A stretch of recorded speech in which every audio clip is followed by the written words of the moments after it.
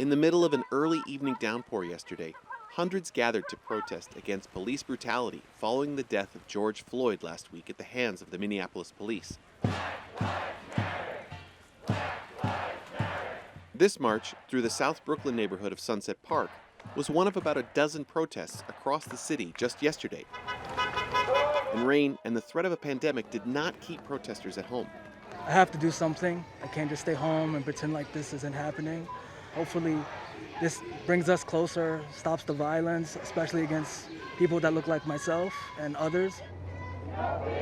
As the peaceful march wound itself through the streets of Brooklyn, past dozens of police officers, we heard what protesters would like to see changed. Jasmine Ramos and Candace Dio were out for the second day in a row. The system needs to be fixed. We can't have these monsters abusing their uniform. Right. What is a fix? What people are looking for specifics. What does change look like to you? I feel like the training, we should start ruling out these people in training. There were also signs to defund the police and disarm them, and calls to repeal 50A, the New York state law that protects police personnel records, including misconduct allegations.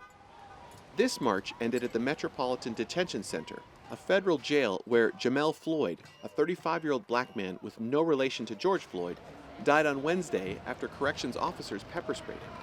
The Justice Department's Inspector General is investigating the incident. About 2 miles away, two other protests converged and marched together. Organizers stopped after several blocks and then led protesters in song. Happy birthday to you. The song was for Breonna Taylor, who would have been 27 on Friday. She was killed by the Louisville police in March when officers executed a no-knock search warrant. Police said they mistakenly believed there were drugs inside. All week, there have been peaceful demonstrations, vigils, and rallies all over the city. But a citywide curfew imposed by Mayor Bill de Blasio on Monday has led police to confront protesters, sometimes with force across the city. It's 8 o'clock and the city's curfew has arrived, and the crowd has started to disperse, seeming to avoid conflict with the police for now. As marchers continued last night, things were mostly peaceful, with many marchers continuing hours past the 8 p.m. curfew without being arrested. But as the night went on, at least a dozen people were arrested around the city. The mayor has faced criticism for not preventing looting and property destruction earlier in the week, and not doing enough to protect peaceful protesters. At a memorial on Thursday for George Floyd, his speech was drowned out by boos.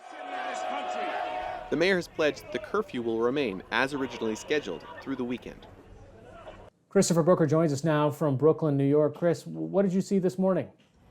Well, we're back in Brooklyn at the Grand Army Plaza, where people have started to assemble for what will be a march to City Hall. This is just one of many demonstrations taking place across the entire city. There's been a lot of criticism about how the New York Police Department dealt with some of the protesters over the last few days. Any developments on that? Well, last night with us, as we marched through Brooklyn, I will say the police were very much hands-off. Now, this all took place before the curfew. Meanwhile, in the city, they did announce that 2 officers had been suspended without pay following incidents last week. This is still happening in the middle of a pandemic. Are the people that you spoke with, are they concerned about that? Do you see uses of masks? Absolutely. The pandemic is still very much front and center. I mean, you can see just behind me, pretty much everyone is wearing a mask. Now, social distancing was a bit different. You know, the crowd would kind of function like an accordion. As they would march through the streets, they would spread out, but often when they came to speak, they would come back together and then spread back out again. Now, again, this is just an observation. The folks that weren't wearing masks, the police force. You would see some officers wearing masks, but not many. Also, moving through a lot of the protesters were people giving out hand sanitizer, water, and we even came upon a group that was handing out 3D printed face shields. Also, New York Governor Andrew Cuomo announced that it was the civic duty of protesters to get a corona test.